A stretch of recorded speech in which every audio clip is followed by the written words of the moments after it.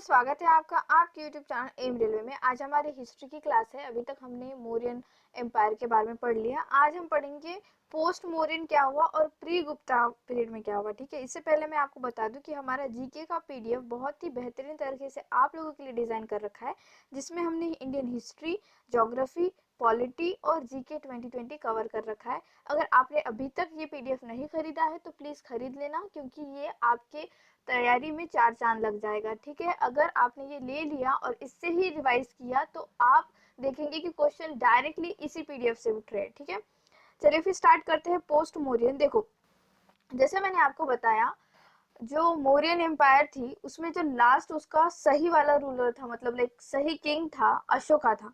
ठीक है, उसके जाने के बाद सारे जो थे इतने ज्यादा कैपेबल नहीं थे। अशोका ने क्या किया कि अपने बेटे महिंदा और अपनी बेटी जो थी उसको श्रीलंका भेज दिया। ठीक है, उसके एक्चुअली चार बेटे थे, दो बेटियां थी। एक बेटी को नेपाल के किंग से उसकी शादी करा दी थी और एक बेटी को संघमित्रा और महिंदा को श्रीलंका भेज दिया था बुद्धिज्म प्रोपोगेट करने के लिए। ठीक है, इस तरह से। तो अशोका के बाद उसका जो ग्रैंड सन था दशरथ करके, दशरथ ने गद्दी संभाली। लेकिन दशरथ लास्ट राजा नहीं था, याद रखना। मौर्यन एम्पायर का लास्ट राजा बृहद्रथ था, जो कि दशरथ का भी ग्रैंडसन था। और ये बृहद्रथ जो था, यहाँ पे इसका नाम भी दिया गया है, देखो बृहद्रथ था या बृहद्रथ। तो इस ये बहुत ही ज्यादा क्रूएल था, मतलब उसके अंदर इंसानियत नाम की कोई चीज नहीं थी। जनता इतनी परेशान हो चुकी थी और इसके सारी जो पब्लिक थी वो भी परेशान थी। इसके मंत्रिमंडल में भी जितने लोग थे उतने सब सारे के सारे परेशान थे। तो इसी का मंत्री था पुष्यमित्र शुंगा। ठीक है, कौन था? पुष्यमित्र शुंगा। ये बहुत बार पूछा जाता है कि शुंगा डायनेस्टी का फाउंडर कौन है, तो यही है पुष्यमित्र शुंगा। ये था उसका प्रधान। लेकिन पुष्यमित्र शुंगा भी इससे बहुत नाराज चल रहा था, इसने बहुत ज्यादा जो कत्लेआम मचा रखा था। इसीलिए पुष्यमित्र शुंगा ने अपने ही राजा को मार दिया, बृहद्रथ को। और यहीं पे मौर्यन एम्पायर खत्म हो चुका। ठीक है, याद रखना, मौर्यन एम्पायर खत्म हो चुका है। अब शुरू होता है शुंगा डायनेस्टी। तो शुंगा डायनेस्टी, पुष्यमित्र शुंगा फाउंडर था और शुंगा जो थे वो ब्राह्मण्स थे। ठीक है, अभी तक जितना भी मौर्यन एम्पायर चल रहा था वो सारे के सारे क्षत्रिय थे, भले ही उनको ब्राह्मण ने साथ दी थी, लाइक चाणक्य ने साथ दी थी, किसको? चंद्रगुप्त मौर्य को। इसलिए मौर्यन डायनेस्टी आगे बढ़ी, है ना। सब कुछ इंटरलिंक करते चलना हिस्ट्री में, अदरवाइज आप भूल जाओगे। ठीक है, उसने साथ दी, चाणक्य ने साथ दी, तो चंद्रगुप्त मौर्य आया, मौर्यन डायनेस्टी बनी। और फिर लास्ट लास्ट आते आते बृहद्रथ आया, और बृहद्रथ क्या था? क्षत्रिय था। अब जो है पुष्यमित्र शुंगा आया, वो है ब्राह्मण। ठीक है, इस तरह से। तो शुंगा जो है उसने अपनी कैपिटल चेंज कर दी। पहले इनकी पाटलिपुत्रा ही थी, इसने चेंज करके विदिशा कर दी। ठीक है, पातंजलि जो थे, पातंजलि जिन्होंने योग के बारे में योग सूत्र लिख रखा है, जिन्होंने आयुर्वेदा के बारे में बता रखा है, तो पातंजलि ने पुष्यमित्र शुंगा के लिए अश्वमेधा यज्ञ किया था। अब ये अश्वमेध यज्ञ क्या होता है? अश्व का मतलब होता है घोड़ा, ठीक है, हॉर्स। तो अश्वमेध यज्ञ में क्या होता है, जब तक ये पूजा चल रही है और एक घोड़े को छोड़ा जाता है, जब तक वो घोड़ा चल रहा है, ठीक है, लाइक कि सपोज अभी ये पूरा टेरिटरी, ये जो देखो ये पूरी टेरिटरी देखना, ठीक है। तो सपोज वो यहाँ पर है घोड़ा, ठीक है, पूजा यहाँ पर चल रही है, घोड़ा यहीं पर है, और फिर पूजा चल रही है, उसको छोड़ दिया गया कि जा बाबा तू। तो अगर वो चलते चलते चलते चलते अगर इतना दूर चला गया, ठीक है, यहाँ तक भी चला गया, तो यहाँ तक जाने के बाद और वो रुक गया, सपोज रुक जाने के बाद, तो यहाँ से लेकर यहाँ तक की पूरी टेरिटरी क्या होगी? पुष्यमित्र शुंगा की हो जाएगी। और अगर किसी ने वो माना नहीं तो शुंगा क्या करेगा? उसके साथ लड़ाई करेगा। ये होता था अश्वमेध यज्ञ। ठीक है, इस तरह से यज्ञ।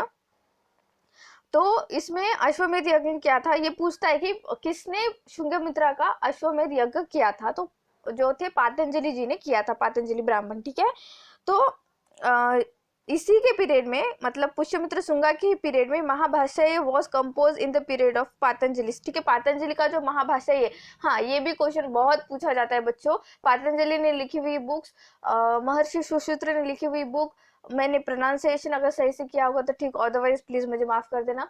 और एक पूछा जाता है किसका? गुप्ता पीरियड में जितने भी बुक्स आए ना वो तो हम आगे पढ़ेंगे, उनका बहुत पूछा जाता है, तो प्लीज वो ध्यान में रखना है। ठीक है बच्चों, तो इस तरह से। और फिर शुंगा जो थे वो रिप्लेस हुए थे कानवास से। ठीक है, अब ये अगली डायनेस्टी है, शुंगा यहाँ पे खत्म हो गए, शुंगा ज्यादा दिन चले नहीं। ठीक है, फिर आई कानवास। कानवास भी बहुत ज्यादा मतलब लाइक ऐसे नहीं थी कि बहुत 200-300 साल चली उनकी डायनेस्टी, नहीं, उनकी भी छोटी सी डायनेस्टी थी।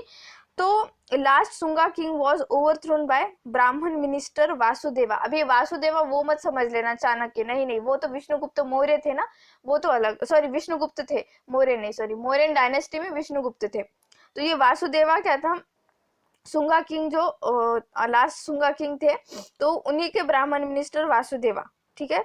The last Sunga king was overthrown by his ब्राह्मण मिनिस्टर, मतलब ब्राह्मण ने ही खुद का ब्राह्मण मिनिस्टर रखा था। अभी तक क्या हो रहा था, क्षत्रिय थे, उनके मिनिस्टर कौन थे, ब्राह्मण थे, लेकिन सुंगा क्या थे, खुद ब्राह्मण थे, तो उन्होंने अपने मिनिस्टर भी क्या रखे थे, ब्राह्मण रखे थे, ऐसे याद रखना है, ठीक है आपको। तो वासुदेवा था कानवाज में। फिर जो लास्ट किंग था कानवा डायनेस्टी का, उसने 10 साल ही अपनी जो है सत्ता चलाई, उसका नाम था सुसरामा, ठीक है, सुसरमा, ठीक है। ये नाम थोड़े से संस्कृत थोड़ा सा टच है इन्हें, इसलिए मुझे प्रोनाउंसिएशन में प्रॉब्लम हो रहा है, आप प्लीज एक बार रीचेक कर लेना। सुसरमा, उसने 10 साल तक जो है रूल किया। और कानवास जो है वो रिप्लेस हुए आंध्रास से, और आंध्रास रिप्लेस हुए, इसीलिए हमें संगम डायनेस्टी पढ़नी है, ठीक है। अब संगम डायनेस्टी कैसे, देखो हम क्या देख रहे थे अभी तक ना, सिर्फ हम ये इतना पोर्शन देख रहे थे, पेनिसुलर इंडिया हम देख ही नहीं रहे थे, हम पूरा ये इंडिया देख रहे थे, ठीक है। हम सिर्फ नॉर्दर्न इंडिया देख रहे थे, हम साउदर्न इंडिया के बारे में पढ़े ही नहीं ना अभी तक। क्यों नहीं पढ़े, क्योंकि इतना ज्यादा उनका जो है प्रोपोगेशन नहीं हुआ था, इतना ज्यादा उनके बारे में पता नहीं चला था अंटिल कानवास जब आंध्रा से रिप्लेस हुए, ठीक है। तो अब हम पढ़ेंगे संगम डायनेस्टी। अब ये संगम डायनेस्टी क्या चीज है, तो सबसे पहले याद रखना है संगमास में हमको क्या क्या पढ़ना है, हमको पढ़ना है चोला, पांड्या, चेरा, ठीक है। ये देखना इंडिया का मैप ऐसे, तो ये पूरा एरिया जो अभी हाल फिलहाल तमिलनाडु है वो चोला ने जो है कवर कर रखा था। देन तमिलनाडु, उड़ीसा और तमिलनाडु का आधा, ऐसे आंध्रा तमिलनाडु चोला ने, और फिर पूरा जो निचला तमिलनाडु है साउदर्न तमिलनाडु वो पांड्याज ने, और केरला का पूरा साइड जो है केरला का और कर्नाटका का वो चेरा ने जो है कब्जे में कर रखा था, ठीक है, उन्होंने जीत रखा था इस तरह से। तो ये साउदर्न इंडिया है। संगम पीरियड इसलिए बोला जाता है क्योंकि संगम लिटरेचर जो है तमिल का, ठीक है, ओल्डेस्ट लिटरेचर ऑफ तमिल तब कंपोज हुआ था। और मैं आपको बता दूं तमिल एक क्लासिकल लैंग्वेज है। अब क्लासिकल लैंग्वेज क्या होती है, ये क्वेश्चन 100% पूछा जाएगा, क्योंकि हाल फिलहाल महाराष्ट्र की मराठी लैंग्वेज को जो है क्या कहते हैं उसे क्लासिकल लैंग्वेज का दर्जा देने के लिए हमने प्रस्ताव रखा है, लेकिन हमेशा सेंट्रल गवर्नमेंट इसे खारिज करती रहती है। फिर भी हमें 2000 साल पुराना एक लेख मिला है मराठी का, तो अब उन्हें हमारी लैंग्वेज क्लासिकल लैंग्वेज डिक्लेयर करना ही पड़ेगा, देर सवेर लेकिन हो जाएगी मराठी लैंग्वेज क्लासिकल लैंग्वेज। अब क्लासिकल लैंग्वेज का मतलब क्या होता है, देखो बच्चों, क्लासिकल लैंग्वेज हाल फिलहाल इंडिया में 6 है, ये क्वेश्चन बहुत बार पूछा जाता है, और सबसे पुरानी क्लासिकल लैंग्वेज और सबसे नई क्लासिकल लैंग्वेज, ये भी क्वेश्चन पूछा जाता है। तो याद रखना तमिल, ठीक है, सारे जो साउदर्न इंडिया के है ना वो सारे याद रखना है आपको, मतलब याद ही हो जाएंगे। देखो तमिल है, कन्नडा है, मलयालम है, और तमिल, कन्नड़, मलयालम, संस्कृत, उड़िया, ठीक है। तमिल, कन्नड़, मलयालम, संस्कृत, उड़िया, ये कितने हुए, 5 हुए। और जो है साउथ में कौन सी बोली जाती है, तेलुगु, ठीक है, तेलुगु। तो ये इतने 6 लैंग्वेजेस जो है ये क्लासिकल लैंग्वेज कहलाती है। अब ये क्लासिकल लैंग्वेज इसलिए कहलाती है कि क्योंकि ये लैंग्वेज किसी भी और लैंग्वेज से प्रभावित नहीं हुई है, ये खुद की ही एक लैंग्वेज बनाई गई है, इसका खुद का व्याकरण है, ये बहुत सालों सालों से, हजारों सालों से चलती आ रही है, इसके अभिलेख मिले हैं, इसीलिए इसे क्लासिकल लैंग्वेज कहा जाता है। हम लोग कहते हैं ना कि किसी चीज को देख के क्या क्लासी है, ये क्या एकदम ब्रांड जो है बहुत क्लासी है, इसका मतलब क्या होता है कि वो रॉ है, उसकी तरह कोई नहीं, यूनिक है। उसी तरह से तमिल, जितने भी मैंने 6 लैंग्वेजेस बताए आपको ये नोट डाउन कर लेने हैं, अपने नोट्स में भी नोट डाउन कर लेना बच्चों, मैंने पीडीएफ में ऐसा लिख रखा है और क्लासिकल लैंग्वेज के बारे में, डोंट वरी, अगर आपने पीडीएफ नहीं ले रखा है तो प्लीज ये जो है नोट डाउन कर लेना। नेक्स्ट हम पढ़ते हैं संगमा डायनेस्टी में चोला, पांड्या, चेरा के बारे में, ठीक है बच्चों। तो ये मैंने बता दिया कि ये क्या होता था संगमा डायनेस्टी। तो संगम लिटरेचर में होता था, जो तमिल पोएट्स थे, ठीक है, तमिल पोएट्स, एक इनकी हर साल एक असेंबली बनती थी, असेंबली मीटिंग, इसीलिए इसे संगमा कहा जाता था, ठीक है। तो यही लिखा है यहाँ पे, पांड्यन किंग के टाइम पर ये संगम डायनेस्टी जो है, संगम लिटरेचर का उदय हुआ। नेक्स्ट हम पढ़ते हैं चोलास के बारे में। तो चोलास जो है तंजावुर एरिया, तंजावुर मतलब अभी का तमिलनाडु आंध्रा का एरिया पूरा पकड़ सकते हो आप, ठीक है।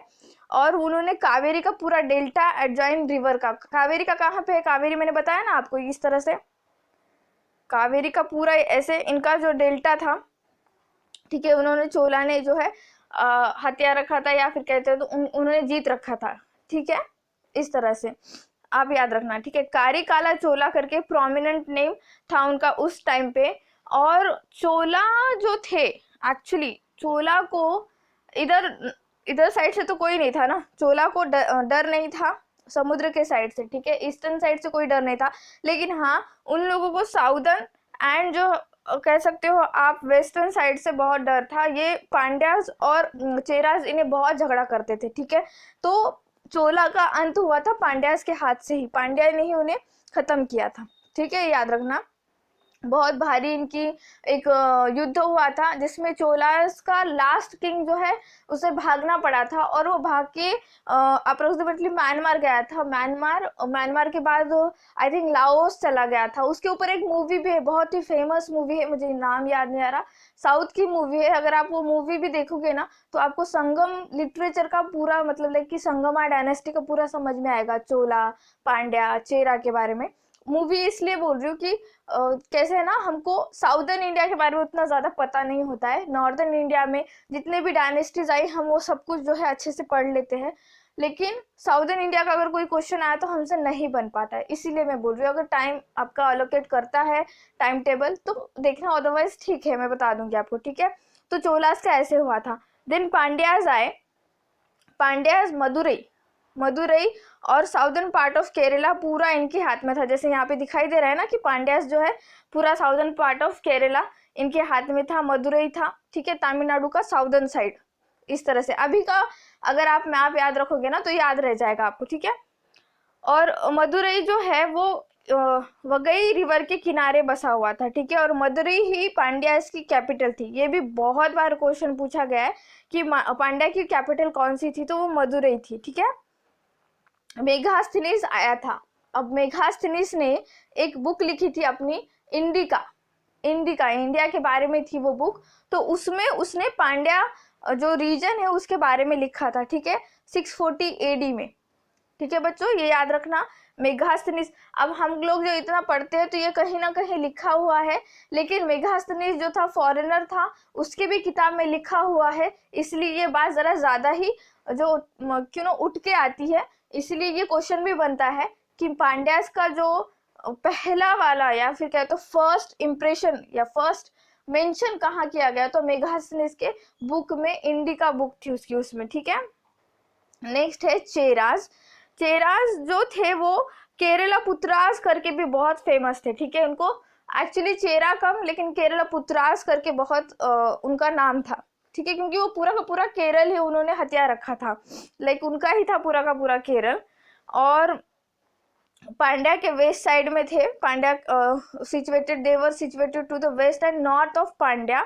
और ये पांड्या के दुश्मन थे, ठीक है, मतलब एक दूसरे के दुश्मन थे ना पहले तो, डायनेस्टी पास के लोग एक दूसरे के दुश्मन, इस तरह से, ठीक है। तो रेड चेरा करके इन्हें जो रेड चेरा, ये क्या है देखो, सेंगुतुवन also known as a Red Chera was the greatest of the Chera king. He defeated Chola and Panda kings and he crossed Ganga and reached north, ठीक है। तो ये रेड चेरा करके ही आएगा और इसका नाम याद रख लेना, ये बहुत ही अच्छा किंग था चेरा का, ग्रेटेस्ट किंग ऑफ चेरास। जैसे अकबर जो था मुगल का बहुत ही ग्रेटेस्ट था, अलेक्जेंडर था, ठीक है, ग्रीस का, पोरस था, और क्या कह सकते हैं, चंद्रगुप्त मौर्य था, मौर्यन डायनेस्टी का, है ना। तो उसी तरह से ये सेंगुतुवन जो था चेरा का बहुत ही ग्रेटेस्ट राजा था, जिसने चोला को भी हराया, पांड्या को भी हराया, गंगा क्रॉस करके वो नॉर्थ भी गया, मतलब लाइक कि ग्रेटेस्ट एंड ग्रेटेस्ट। क्योंकि क्या होता था ना, मैंने ज्योग्राफी में बताया कि विंध्याचल पर्वत और सतपुरा पर्वत क्रॉस करके नॉर्थ के लोग इधर नहीं आते थे और साउथ के लोग उधर नहीं जाते थे, ऐसा होता था। लेकिन बंदे ने जो है बहुत ही बढ़िया काम किया, वो गंगा क्रॉस करके आगे गया। ठीक है, तो इस तरह से तो इनके एम्बलम है, ये पूछा नहीं जाएगा लेकिन मैंने ऐसे ही ऐड कर दिया है इसमें। याद रखना आप लोग, चोला जो थे उनका एम्बलम था टाइगर, पांड्या का था फिश, और चेरा का था बोबो, मतलब वो हमारा धनुष्य नहीं होता है वो था। ठीक है, इस तरह से ये संगम डायनेस्टी थी। तो आज के लिए काफी है इतना, हम कल पढ़ेंगे गुप्ता पीरियड के बारे में। ठीक है बच्चों, thank you so much for watching. Please subscribe to my channel, share this video, like this video, and please keep revising. Thank you.